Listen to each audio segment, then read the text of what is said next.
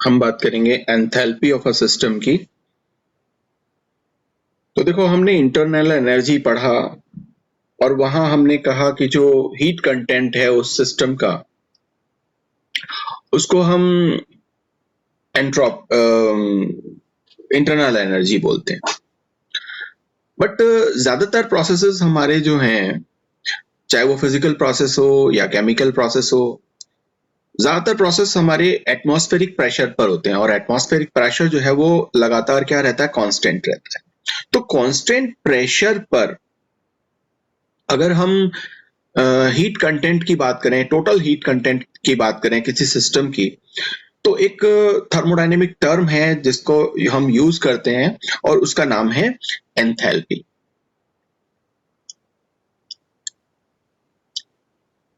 अगर हम यहां पर एक सिस्टम लें और इसको समझने की कोशिश करें कि किस तरह से कांस्टेंट प्रेशर पर जो सिस्टम है उसका हीट कंटेंट, जो टोटल हीट कंटेंट है, वो यहां रिप्रेजेंट किया जा सकता है। तो ये मान लीजिए कि ये हमने एक सिस्टम लिया और इस सिस्टम को हमने यहाँ लेकर के ये एक पिस्टन लगा दिया, इसमें एक गैस जो है वो हमने फिल कर दी। अब इसका कुछ ना कुछ वॉल्यूम है, कुछ इस पे प्रेशर लग रहा है, जो एटमॉस्फेरिक प्रेशर भी इस पर लग रहा है, और गैस भी जो है अपोजिट डायरेक्शन में एक प्रेशर इसको ऊपर की तरफ लगा रही है। और दोनों प्रेशर जब बैलेंस होते हैं तो ये एक V1 वॉल्यूम पर ये पिस्टन जो है वो यहाँ हमें देखने को मिलता है। तो मान लो कि हम इस वॉल्यूम को सबसे पहले क्या करते हैं, इस वॉल्यूम को फिक्स कर देते हैं। यहाँ हम किसी तरीके से इसको टाई कर देते हैं, बांध देते हैं इस पिस्टन को, ताकि ये पिस्टन जो है वो ऊपर नहीं जा सके। और अब हम क्या करते हैं, अब हम यहाँ पर इसको गर्म करते हैं। जब हम इसको गर्म करेंगे और इसको हीट प्रोवाइड करेंगे या हीट इसको हम देंगे, तो आप देखोगे कि जो सिस्टम है इसका इंटरनल एनर्जी बढ़ना शुरू हो जाएगा, क्योंकि जो मॉलिक्यूल्स हैं वो उस एनर्जी को एब्जॉर्ब करेंगे और अंदर का जो प्रेशर है वो भी बढ़ना शुरू हो जाएगा। और वो जो प्रेशर है वो क्या करेगा, ये जो गैस के जो मॉलिक्यूल्स हैं इस पिस्टन के ऊपर एक प्रेशर लगाएंगे अपवर्ड डायरेक्शन में या ऊपर की दिशा में। लेकिन क्योंकि हमने यहाँ पर इस पिस्टन को यहाँ पर बांधा हुआ है और इसका वॉल्यूम हम चेंज नहीं होने दे रहे हैं, क्योंकि हमने वॉल्यूम को क्या रखा हुआ है, एट कांस्टेंट वॉल्यूम। तो वॉल्यूम हम यहाँ पर चेंज नहीं होने दे रहे, वॉल्यूम को हमने सेम रखा हुआ है। ये पिस्टन ऊपर जाने की कोशिश कर रहा है लेकिन जा नहीं पा रहा। तो जो टोटल हीट हम इसको यहाँ प्रोवाइड कर रहे हैं, और इस हीट को हम मान लेते हैं क्योंकि हमने वॉल्यूम को कांस्टेंट रखा हुआ है, इसलिए ये जो हीट है ये QV से हम इसको रिप्रेजेंट कर लेते हैं। तो ये जो इंटरनल एनर्जी में जो चेंज होगा, जो इसमें इंटरनल एनर्जी है उसमें जो चेंज होगा, वो पूरी की पूरी ये जो हीट जो हम इसको प्रोवाइड कर रहे हैं वो इसकी इंटरनल एनर्जी में चेंज जो हो रहा है उसमें काम आ रही है। जबकि ना ही सिस्टम के ऊपर कोई काम किया जा रहा है और ना ही सिस्टम के द्वारा कोई काम किया जा रहा है, क्योंकि W जो है वो 0 है। क्यों? क्योंकि W जो है वो हमारा होता है P del V, और del V मतलब जो वॉल्यूम में चेंज है वो हम यहाँ पर होने नहीं दे रहे, वो हमने यहाँ पर वॉल्यूम को फिक्स रखा हुआ है, इसलिए W जो है वो हमारा 0 है। तो हमारा जो first law of equation, first law of thermodynamics है वो क्या कहता है, del U equals to Q plus W, और W 0 है और वॉल्यूम को हमने यहाँ पर कांस्टेंट रखा हुआ है, एट कांस्टेंट वॉल्यूम। तो जो टोटल इंटरनल एनर्जी में जो चेंज है, यहाँ W की जो वैल्यू है, वर्क हम यहाँ पर सिस्टम के ऊपर और सिस्टम के द्वारा होने नहीं दे रहे। तो जो टोटल एनर्जी, इंटरनल एनर्जी में जो चेंज हो रहा है, वो जो भी हीट हम इसको प्रोवाइड कर रहे हैं वो सारी की सारी हीट काम आ रही है सिर्फ और सिर्फ इसके इंटरनल एनर्जी को चेंज करने में। लेकिन मान लीजिए कि हमने इसी सिस्टम को एक दूसरे तरीके से किया और हम क्या करते हैं, अब प्रेशर को कांस्टेंट रखते हैं एट कांस्टेंट प्रेशर। जब हम प्रेशर को कांस्टेंट रख देते हैं और आपको पता है कि प्रेशर कांस्टेंट हो जाएगा, तो हमने यहाँ पर इसको वॉल्यूम को, ये जो पिस्टन है इसको यहाँ फिक्स नहीं किया हुआ, और अगर अब हम इसको हीट प्रोवाइड करते हैं तो वो जो हीट प्रोवाइड हम कर रहे हैं उसको मान लीजिए देते हैं कि QP हम देते हैं, जैसा एट कांस्टेंट प्रेशर जो हीट इसको हम प्रोवाइड कर रहे हैं, तो अंदर का प्रेशर बढ़ेगा, तो ये जो गैसेस के जो मॉलिक्यूल्स हैं ये इस पिस्टन को ऊपर की तरफ धक्का देंगे क्योंकि प्रेशर बढ़ा है यहाँ पे, और हमें प्रेशर को क्या रखना है, कांस्टेंट रखना है। तो प्रेशर जो बढ़ा हुआ प्रेशर है उसको थोड़ा सा हम क्या करेंगे, कम करने के लिए इस पिस्टन को ऊपर की तरफ जाने देंगे, और मान लीजिए कि ये वॉल्यूम आ जाता है V2, तो वॉल्यूम में चेंज हुआ, प्रेशर कांस्टेंट रखा है, तो जो W है हमारा उसमें वॉल्यूम में चेंज हुआ, प्रेशर कांस्टेंट है, तो जो सिस्टम जो है वो कुछ ना कुछ काम कर रहा है। यहाँ पे सिस्टम के द्वारा काम किया जा रहा है क्योंकि पिस्टन जो है वो कहाँ जा रहा है, वो गैस जो है वो उस पिस्टन को ऊपर की तरफ धक्का दे रही है, तो सिस्टम के द्वारा काम किया जा रहा है यहाँ पे। तो प्रेशर को अगर आप कांस्टेंट करते हो तो यहाँ पे वॉल्यूम में चेंज होगा और सिस्टम जो है वो एक्सपेंड होगा। इसका मतलब यहां पर सिस्टम एक वर्क करेगा जो कि एक्सपेंशन वर्क कहलाता है। तो जो टोटल एनर्जी आएगी, ये जो हमारे पास में फर्स्ट लॉ ऑफ इक्वेशन हमारा थर्मोडायनेमिक्स का है वो ये है कि ये हमने हीट इसको प्रोवाइड की और ये जो वर्क है वो वर्क, तो यहाँ ये टर्म भी जीरो नहीं है और यहाँ पर सिस्टम के द्वारा काम किया जा रहा है, तो W जो वर्क है एक्सपेंशन वर्क वो टर्म भी जीरो नहीं है। तो ये जो टोटल हीट कंटेंट है जो कांस्टेंट प्रेशर पर किसके बराबर होगा, वो इस इंटरनल एनर्जी के चेंज और इस सिस्टम के द्वारा एक्सपेंशन में जो PV वर्क है इन दोनों के इक्वल होगा, क्योंकि सिस्टम के द्वारा काम किया जा रहा है तो जाहिर सी बात है ये जो इक्वेशन होगा वो इक्वेशन कुछ इस तरह से चेंज हो जाएगा, -W क्यों, क्योंकि सिस्टम के द्वारा काम किया। और अगर हम इस हीट को देखें कि कितना हीट हमने काम में लिया, तो ये जो QP की जो वैल्यू है ये डेल U प्लस W, तो ये जो हमने हीट प्रोवाइड किया है ये इसकी इंटरनल एनर्जी में चेंज और इस सिस्टम का जो PV वर्क है इन दोनों के सम के इक्वल होगा। और ये जो हीट कंटेंट है जो प्रेशर कांस्टेंट रखने पर हमने प्रोवाइड किया इसकी इंटरनल एनर्जी को चेंज करने में, इस टर्म को हम कहते हैं एंथैल्पी ऑफ द सिस्टम, और ये टोटल हीट कंटेंट है कांस्टेंट प्रेशर पर। इसको थोड़ा सा हम और मैथमेटिकली देखें तो देखो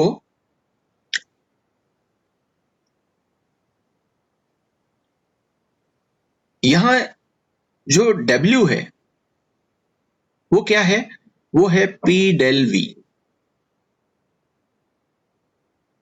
V, और इस वैल्यू को हम यहां पर अगर पुट करें इस इक्वेशन में तो ये हमारे पास में इक्वेशन आ जाता है QP equals to del U plus P del V। और ये जो QP है मैंने अभी कहा QP को हमने एक नया टर्म दिया है और उसको बोलते हैं हम एंथैल्पी, जिसको हम H से डिनोट करते हैं। तो ये हमारे पास में एक इक्वेशन आ जाता है कि QP इक्वल्स टू H। तो अगर हम यहां पर QP की जगह H रख दें तो del U plus P del V, और हमें पता है कि इंटरनल एनर्जी एक स्टेट फंक्शन है, तो वॉल्यूम हमारा स्टेट फंक्शन है, प्रेशर कांस्टेंट है, तो ये जो एंथैल्पी है ये एंथैल्पी भी क्या होगा, एक स्टेट फंक्शन होगा। अब एंथैल्पी स्टेट फंक्शन होगा, इसका क्या मतलब हुआ? इसका मतलब ये हुआ कि मान लीजिए कि हमारे पास में यहां कोई सिस्टम है, तो शुरू में जब हम कांस्टेंट प्रेशर पर और इस सिस्टम को देखते हैं तो इसका कुछ ना कुछ एंथैल्पी रहा होगा एट कांस्टेंट प्रेशर। वो एंथैल्पी मान लेते हैं कि वो है H1। तो इसका ये इंटरनल एनर्जी Q1 और प्रेशर इसका P1 और वॉल्यूम इसका V1 होगा। फिर हम इसको क्या करते हैं, कुछ हीट प्रोवाइड करते हैं या इसमें से हीट निकालते हैं, और जब हम इसको हीट प्रोवाइड करेंगे या हीट निकालेंगे तो इसका जाहिर सी बात है इसका जो हीट कंटेंट है वो क्या होगा, वो चेंज हो जाएगा। अब मान लीजिए कि वो हीट कंटेंट हो गया H2 और इस समय H2 की वैल्यू होगी वो क्या होगी, U2 प्लस P2 V2। तो हमने एक सिस्टम कंसीडर किया जहां पर हमने कहा कि इसका जो इनिशियल एंथैल्पी है वो H1 है और फिर उसमें हमने कुछ चेंज किया, एक प्रोसेस से इसको गुजारा और इसका जो इंटरनल एंथैल्पी जो है वो फाइनल एंथैल्पी H2 हो गई और इसका value H2 equals to U2 plus P2 V2। ये दो इक्वेशंस जो हैं वो हमें मिल गई। इसको हम इक्वेशन 1 मान लेते हैं और इसको हम इक्वेशन 2 मान लेते हैं। तो जो टोटल चेंज इन एंथैल्पी हुआ वो चेंज इन एंथैल्पी हुआ del H equals to H2 minus H1। और अगर हम इनकी वैल्यू को पुट कर दें तो ये आपका del H equals to H2 का वैल्यू क्या है, H2 का वैल्यू है U2 plus P2 V2 minus H1 का वैल्यू क्या है, U1 प्लस P1 V1। ये इक्वेशन। अब इसको ये जो ब्रैकेट्स हैं इन ब्रैकेट्स को हम हटा देते हैं तो ये del H equals to U2 plus P2 V2 minus U1 और ये माइनस प्लस माइनस हो जाएगा P1 V1।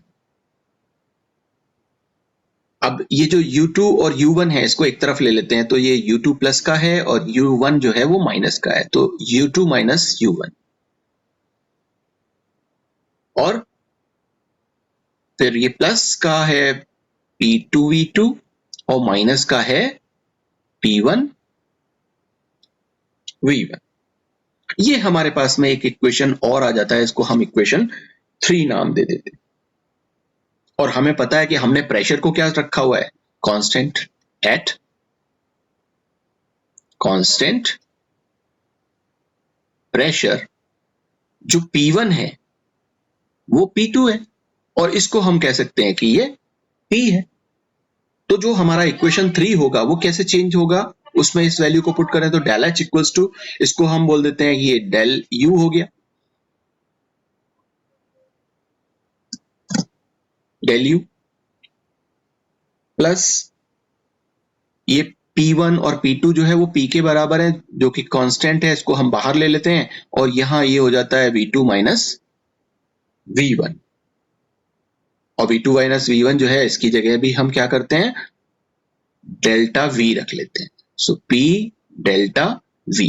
तो हमारे पास ये इक्वेशन आ गया जब हमने कांस्टेंट प्रेशर पर किसी सिस्टम की जो एंथैल्पी या जो टोटल हीट कंटेंट है उसमें क्या चेंज आता है वो हम इस इक्वेशन से निकाल सकते हैं और इसे हम नाम दे देते हैं, ये इक्वेशन है आपका इक्वेशन 4।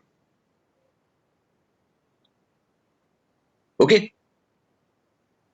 अब देखो ये जो हमने किया, हम अगर आइडियल गैस पर लें, क्योंकि हमें पता है कि आइडियल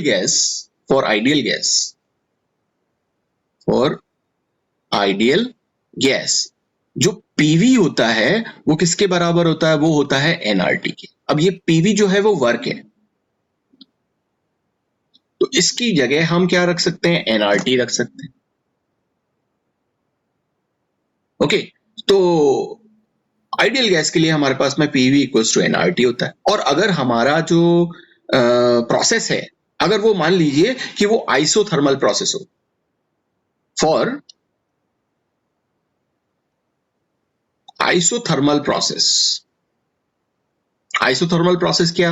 आइसोथर्मल प्रोसेस ये कि ये जो हमने सिस्टम लिया हुआ है इसमें हम क्या कर रहे हैं, टेम्परेचर को चेंज नहीं होने देंगे, टेम्परेचर को हम उतना ही रखेंगे। अब इसमें कुछ ना कुछ गैस के मॉलिक्यूल्स होंगे, ठीक है ना। आइसोथर्मली हम इस रिएक्शन को करवाते हैं और एक्सपेंड होने देते हैं।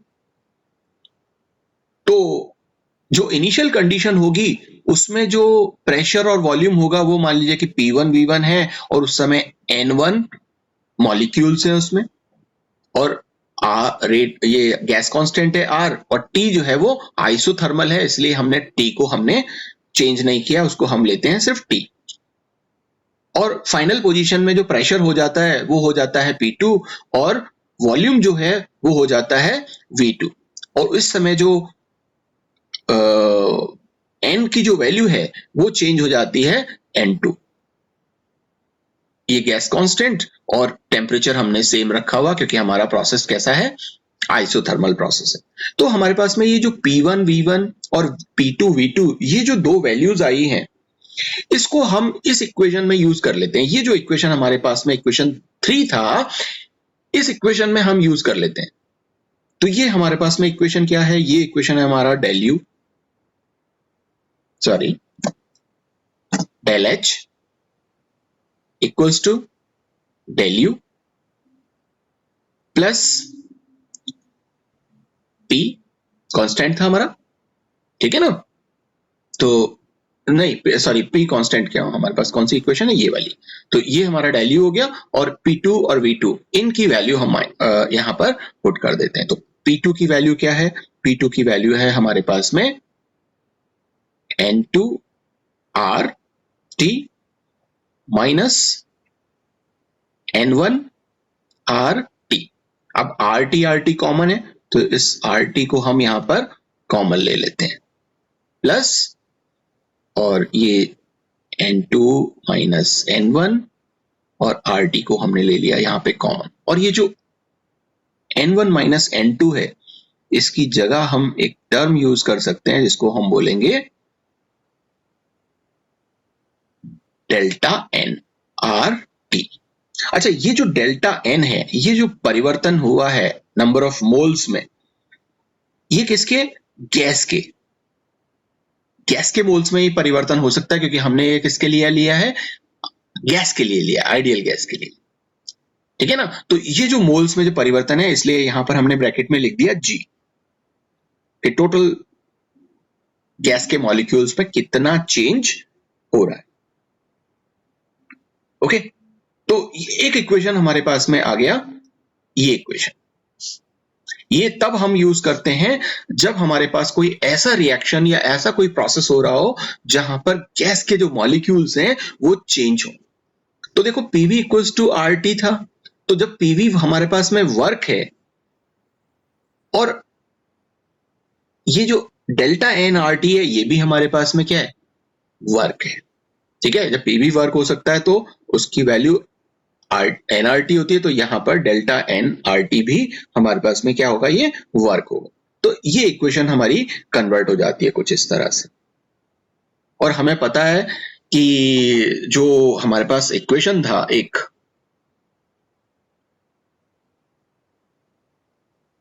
वो क्या था, वो था कि अगर हम प्रेशर को कांस्टेंट रखें और उस समय अगर हम हीट कंटेंट देखें तो ये था डेल यू माइनस डब्ल्यू, ये इक्वेशन हमने देखा था।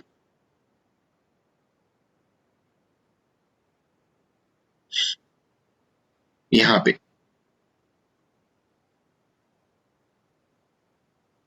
तो हम कह सकते हैं कि जो W इक्वल्स टू क्या होता है, W इक्वल्स टू होता है minus P del V।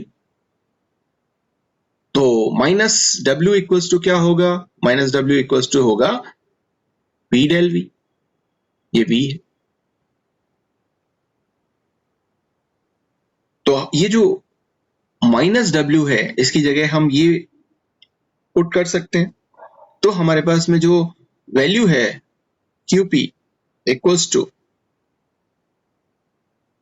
P del V। ये हमारे पास में इक्वेशन आता है, ये हमने पहले निकाला था और हमें पता है कि del U plus P del V किसके इक्वल है, ये del H के। तो हम यहां कह सकते हैं कि टोटल जो भी हम हीट प्रोवाइड कर रहे हैं एक कांस्टेंट प्रेशर पर, वो उसकी एंथैल्पी में चेंज के बराबर होगा। जो भी हम यहाँ पर कांस्टेंट प्रेशर को रखते हुए उसको हीट प्रोवाइड कर रहे हैं, जो हमारा ये सिस्टम है, इस सिस्टम में हमने प्रेशर को कांस्टेंट रखते हुए इसको हीट प्रोवाइड की है, तो उस समय सारी की सारी जो हीट है जो हमने कांस्टेंट प्रेशर पर उस सिस्टम को दी है और उसकी एंथैल्पी में जो चेंज आया है वो उस हीट को प्रोवाइड करने से आया है। अब ये जो डेल एच की जो वैल्यू है, ये डेल एच की वैल्यू कुछ भी हो सकती है, ये पॉजिटिव भी हो सकती है, ये नेगेटिव भी हो सकती है, क्योंकि हमें पता है कि जो डेल एच है वो होता है H2 माइनस H1। H2 क्या है, H2 है जो फाइनल स्टेट है उसकी हीट कंटेंट, और H1 क्या है, H1 है जो इनिशियल कंडीशन है, इनिशियल पोजीशन या स्टेट। तो उनका हीट कंटेंट का जो डिफरेंस है फाइनल और इनिशियल स्टेट के, तो ये डिफरेंस है। तो अगर हमें मालूम है कि अगर जो H2 है, मतलब जो फाइनल हीट कंटेंट है, उसकी वैल्यू अगर इनिशियल हीट कंटेंट से ज्यादा है, तो जाहिर सी बात है जो डेल एच की वैल्यू होगी वो क्या होगी, वो होगी पॉजिटिव। पॉजिटिव क्योंकि H2 क्या है, ज्यादा, और अगर ये H2 ज्यादा होगा, H1 कम होगा, तो जाहिर सी बात है हमें जो वैल्यू मिलेगी वो क्या मिलेगी, वो हमें पॉजिटिव वैल्यू मिलेगी। तो इसको समझते हैं। तो मान लीजिए कि ये हमारे पास में एक सिस्टम है, ये एंथैल्पी चेंज हो रहा है, इतनी एंथैल्पी हमारे पास में, हम क्या करते हैं, एक गैस लेते हैं मीथेन और इसको बर्न करते हैं, जलाते हैं इसको, तो ये ऑक्सीजन की प्रेजेंस में बर्न होगा और बर्न होने के बाद में क्या बनाएगा, ये बना देगा कार्बन डाइऑक्साइड और साथ में बना देगा वाटर। तो ये इसकी इनिशियल एंथैल्पी थी और ये इसकी फाइनल एंथैल्पी है। इसको हम H1 बोलेंगे और इसको हम H2 बोलेंगे। तो जब हम मीथेन को जलाते हैं तो ये इनिशियल है ना, और जलाने के बाद में कार्बन डाइऑक्साइड और वाटर बना, तो ये फाइनल हो गई। और देखो जब हम किसी भी इस गैस को जला रहे हैं तो जाहिर सी बात है हीट क्या होगी, निकलेगी। हीट जो है वो क्या होगी, comes out, heat comes out. और जब हीट निकल जाएगी तो आपको पता है कि ये जो H2 की वैल्यू है ये क्या हो जाएगी, कम। तो आप देखो यहाँ पर ये हीट कंटेंट, ये इसका हीट कंटेंट अगर हम देखें तो इसका हीट कंटेंट ज्यादा है और इसका हीट कंटेंट कम है, क्योंकि इसमें से एनर्जी निकल गई। तो जब यहां पर आप डेल एच देखोगे तो आप जाहिर सी बात है H2 माइनस H1 होता है, और H2 क्या है, कम है, और H1 ज्यादा है। और H2 कम हो और H1 ज्यादा हो, मतलब कि H2 कम है और H1 ज्यादा है, उस समय क्या होगा, ये वैल्यू आएगी क्या, नेगेटिव। जो डेल एच की वैल्यू है वो क्या आएगी, नेगेटिव। तो नेगेटिव वो होती है जहां पे कैसी रिएक्शन हो रही है, ये एक्सोथर्मिक, क्योंकि जब हम इसको जला रहे हैं तो हीट निकल रही है, और निकलने वाली जो आपके प्रोसेसेस होते हैं जिसमें हीट निकलती है वो होते हैं आपके एक्सोथर्मिक। तो ये एक आपका एक्सोथर्मिक प्रोसेस है। अगर आप इसकी बात करें कि हाइड्रोजन डेल एच की जो वैल्यू है वो पॉजिटिव कब होगी, तो हम यहां पर एक और सिस्टम पर बात कर लेते हैं, ये एंथैल्पी। और अब हमने क्या किया, अब मैंने यहां पर वाटर लिया, ये सॉलिड फॉर्म में है, मतलब आइस है, आइस, आइस। और मैं अब इसको क्या करता हूं, हीट प्रोवाइड करता हूं। जब मैं इसको हीट प्रोवाइड करूंगा तो जाहिर सी बात है ये लिक्विड में कन्वर्ट होगा, ये सॉलिड जो है वो पिघलेगा और ये जो वाटर है ये लिक्विड में कन्वर्ट हो जाएगा, क्योंकि मैं इसको हीट दे रहा हूं, इसलिए इसकी जो हीट कंटेंट है वो क्या हो रही है, इंक्रीज हो रही है। तो जब सॉलिड स्टेट में या आइस फॉर्म में जब ये था तब इसकी हीट कंटेंट कम था, ये इसका इनिशियल स्टेट है जिसको हम क्या बोलेंगे, H1। और ये इसका फाइनल स्टेट है जब ये लिक्विड में कन्वर्ट हो गया, ये जो लिक्विड है वाटर उसमें कन्वर्ट हो गया, ये इसका क्या हो गया, H2। तो आप देखो H2 जो है वो ज्यादा है, यहां पर आप देखोगे H2 की जो वैल्यू है वो H1 से ज्यादा है, और H2 अगर ज्यादा होगा H1 से तो जाहिर सी बात है कि ये जो डेल H की वैल्यू है ये क्या आएगी, पॉजिटिव। और ऐसी जो प्रोसेसेस होते हैं उसको हम बोलते हैं endothermic process, endothermic process. Endothermic क्यों, क्योंकि यहां पर हीट कंटेंट बढ़ा है, क्योंकि मैंने यहां पर इसको हीट प्रोवाइड की आइस को, जब हीट दी तब ये लिक्विड में कन्वर्ट हुआ, तब ये जो बर्फ है ये पिघली, है ना। तो ऐसे प्रोसेसेस के अंदर जो डेल एच की वैल्यू है वो पॉजिटिव होती है। तो यहाँ पर डेल एच की वैल्यू पॉजिटिव भी हो सकती है, नेगेटिव भी हो सकती है। अगर डेल एच की वैल्यू हीट कंटेंट घट रहा है तो इसका मतलब एक्सोथर्मिक रिएक्शन है, और अगर हीट कंटेंट बढ़ रहा है इसका मतलब वो एब्जॉर्ब कर रहा है हीट को, और वो एंडोथर्मिक प्रोसेस है, ठीक है। और क्योंकि ये सारे के सारे प्रोसेसेस क्या हो रहे हैं, कांस्टेंट प्रेशर पर हो रहे हैं, हम यहाँ पर प्रेशर थोड़ा ना चेंज करने वाले हैं। जब मैं उसको जलाऊंगा तो किसी क्या प्रेशर चेंज करूंगा, जब मैं उसको आइस को वाटर में कन्वर्ट करता हूँ लिक्विड में, तो क्या मैं प्रेशर चेंज करता हूँ, नहीं। वो ऐसा केमिकल प्रोसेस है या फिजिकल प्रोसेस है जहां पर प्रेशर कांस्टेंट है,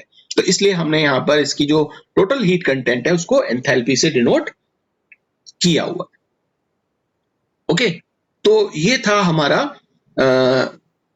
एक टर्म, थर्मोडायनेमिक टर्म, जिसको हम यूज करते हैं जब हम किसी प्रोसेस को कब करवाते हैं, जब हम किसी प्रोसेस को प्रेशर को कांस्टेंट रखते हुए करवाते हैं।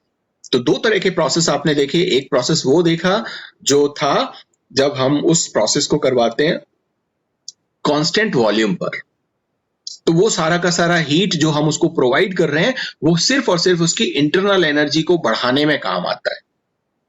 और जब हम उसको कांस्टेंट वॉल्यूम पर कांस्टेंट प्रेशर पे करवाते हैं, सॉरी, तो वो जो टोटल जो वैल्यू है जो हम उसको हीट के रूप में प्रोवाइड कर रहे हैं वो किस किस काम आती है, वो उसकी इंटरनल एनर्जी को बढ़ाने के भी काम आती है, और जो वर्क है, एक्सपेंशन वर्क जो सिस्टम के द्वारा किया जा रहा है उसके भी काम आती है, ठीक है। और आगे हम जब इसको देखते हैं तो ये जो टोटल हीट हमने जो कांस्टेंट प्रेशर पर हमने जो दी है इसको, ये किसके बराबर हो जाती है, ये डेल एच के बराबर हो जाती है। कहने का मतलब जो enthalpy change of system is equals to heat absorbed और इवॉल्व बाय द सिस्टम, कि एट कांस्टेंट प्रेशर अगर हम उसको हीट उसको प्रोवाइड करें या उससे उतना हीट निकाल दें तो वो उसकी एंथैल्पी चेंज के इक्वल होता है। वो सारी की सारी जो हीट है वो उसकी एंथैल्पी में चेंज जो होता है उसके इक्वल होती है। और ये जो एंथैल्पी में चेंज जो हो रहा है वो क्या है, वो एंथैल्पी में चेंज जो हो रहा है वो ये है कि उसकी इंटरनल एनर्जी और उसका जो वर्क इन दोनों की, तो इस डेल एच की जगह आप del U plus P del V लिख सकते हो, ठीक है। तो ये कुछ इक्वेशन कुछ इस तरह का हमारा आता है। और एक इक्वेशन जो मेरा आपको यहाँ पर पीवी की जगह हमने यहाँ पर डेल एन आर टी लिखा, अब ये किस पर्टिकुलर टाइम पर काम आता है, इसको मैं यहाँ पर थोड़ा सा एक एग्जाम्पल से समझने की कोशिश करते हैं कि ये कब काम आता है, ये इक्वेशन कब काम आएगा। ये जो हमारे पास इक्वेशन है कि del H equals to del U plus del N, जो कि गैसियस मॉलिक्यूल्स में जो चेंज हुआ है आर टी, ये इक्वेशन कब काम आता है, ये इक्वेशन तब काम आता है जब हम मान लीजिए कोई ऐसा चीज ले रहे हैं, मान लीजिए कि हमने यहां पर NH4Cl लिया और ये NH4Cl जो है वो क्या करे, NH3 और HCl। तो ये NH3 गैस और ये HCl गैस और ये NH4Cl सॉलिड फॉर्म में था। जब ये अपने आप डिकम्पोज हो जाए, जब हम इसकी डिकम्पोजिशन करते हैं इस अमोनियम क्लोराइड की, तो ये अमोनिया और HCl देता है। अब ना तो हमने यहाँ पर ये बताया कि साहब प्रेशर क्या है, ना ही हमने यहाँ ये बताया कि वॉल्यूम क्या है। तो जब हमने यहाँ पर प्रेशर वॉल्यूम बताया नहीं, तो क्योंकि और हम कह रहे हैं कि इसमें कितना काम हुआ, ये जो डिकम्पोजिशन हुआ इसमें कितना काम हुआ, इस रिएक्शन के दौरान कितना काम हुआ, तब हम इस इक्वेशन को यूज करेंगे। ठीक है ना, क्योंकि हमें सिर्फ ये बताया हुआ है कि रूम टेम्परेचर हमने लिया हुआ है, ये एक पर्टिकुलर टेम्परेचर लिया हुआ है और इस पर्टिकुलर टेम्परेचर पर हमें ये बताना है कि इसमें कितना वर्क हुआ है। तो कितना वर्क हुआ है उस समय, ये जो वर्क है W equals to del N RT। इस फॉर्मूले से आप इस डिकम्पोजिशन प्रोसेस में किए गए वर्क को कैलकुलेट कर सकते हो। कैसे कैलकुलेट करोगे, तो हमें पता है कि साहब जब रिएक्शन, ये जो डिकम्पोजिशन रिएक्शन है जब यह हुई है तो क्या स्थिति थी। तो हमें पता है कि फाइनल स्थिति क्या होगी, फाइनल स्थिति ये हो गई कि एक तो इसने मॉलिक्यूल, एक मोल तो बना लिया अमोनिया का और एक मोल बना लिया HCl का, और दोनों ही गैसियस फॉर्म में है। तो ये जो इक्वेशन है, ये इक्वेशन कुछ इस तरीके का होगा, N2 minus N1 RT। N2 क्या है, N2 वो है जो उस रिएक्शन के होने के बाद उसमें नंबर ऑफ गैसियस मोल्स कितने हैं। तो रिएक्शन होने के बाद में गैसियस मोल्स कितने हैं, एक मोल इसका है और एक मोल इसका है। तो ये जो वैल्यू है ये क्या होगी, 2 N1। तो इनिशियल कंडीशन में हमारे पास में ये था और इस समय गैस का कोई भी मॉलिक्यूल प्रेजेंट नहीं था, ये हमने सॉलिड लिया हुआ है और गैस का मॉलिक्यूल नहीं होता तो हम क्या लिखेंगे, 0, क्योंकि हम सिर्फ और सिर्फ ये जो N और मतलब N1 N2 जो भी हम लिख रहे हैं, ये जो चेंज है नंबर ऑफ मोल्स में, ये सिर्फ गैसियस मैटर के लिए लिखेंगे या गैसियस सब्सटेंस के लिए लिखेंगे। ठीक है, तो ये 0 और R और T, तो हमें जाहिर सी बात है कि ये जो वर्क आएगा ये क्या आ जाएगा, 2RT। अब R गैस कांस्टेंट है, आप रख सकते हैं वैल्यू 8.314, और टेम्परेचर जो भी टेम्परेचर आपको वहां पे रूम टेम्परेचर दिया हो सकता है या कोई पर्टिकुलर टेम्परेचर बताया हो सकता है कि इस टेम्परेचर पर हमने ये डिकम्पोजिशन रिएक्शन करवाया, तो ये रिएक्शन आप यहाँ पर टेम्परेचर पुट करो, गैस कांस्टेंट की वैल्यू पुट करो और ये वर्क जो है वो आपका निकल के आ जाएगा। तो ऐसी सिचुएशंस में तो यहाँ पर वर्क जो है वो बहुत कुछ इक्वेशन हमने यहाँ पर वर्क के काम में लिया। एक इक्वेशन हमने काम में लिया W equals to minus P del V। जब सिर्फ और सिर्फ आपको ऐसा रिएक्शन दिया हो जब आपसे वर्क पूछा हो और वहां पे वॉल्यूम में चेंज हो। एक वर्क हमने देखा था जो W मैक्स हमारे पास में निकल करके आया था। अगर आप लोगों को याद हो कि हमने W मैक्स जब एक आइसोथर्मल प्रोसेस में जब निकाला था तो उसकी वैल्यू जो है वो हमारे पास में एक निकल करके आई थी। वो क्या निकल करके आई थी, आपको याद है? जब हमने देखा था कि ये वो जो वैल्यू थी वो थी हमारे पास में -2.303 nRT log base 10 V2 upon V1, और या फिर यहां पर ये V2 upon V1 की जगह हम रख सकते हैं क्या, P1 upon P2। ये तब था जब हमने आइसोथर्मल प्रोसेस करवाया, आइसोथर्मली हम निकालना चाह रहे हैं जो हमको प्रेशर या वॉल्यूम में से कुछ दिया हुआ है, और इस इक्वेशन को हम काम में लेंगे वर्क की जब हमको प्रेशर वॉल्यूम कुछ भी नहीं दिया हो, सिर्फ आइसोथर्मली हम कह रहे हैं और सिर्फ मोल्स में वहां पे डिकम्पोजिशन रिएक्शन हमने बता दी कि मोल्स में चेंज हो रहा है उस गैस के। तो उस समय जो हमारे पास में वर्क है वो कुछ इस तरीके का वर्क हमें देखने को मिलेगा। ओके, तो ये कुछ वर्क और एंथैल्पी क्या है उसको लेकर के हमारी ये एक डिस्कशन थी।